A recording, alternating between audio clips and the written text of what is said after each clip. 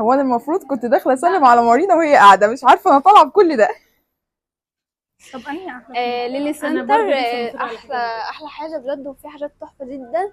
وانا من مطاي وكنت متابعه الصفحه بتاعتهم، وحاجتهم تحفه بجد. يعني تعالوا جربوا، الحاجات جميله واسعار كويس. انا عروسه وباخد كل حاجتي من مكان. انا شفت الجروب بتاع ليلي سنتر على الفيسبوك، حقيقي حاجات حلوه واوريجينال، مفيش حاجه كوبي، وحاجات جميله يعني بجد. ان شاء الله مش هيبقى اخر تعامل، حقيقي المكان كويس والتعامل كويس جدا جدا جدا، واي حد هيجي هنا بجد هيعجبه.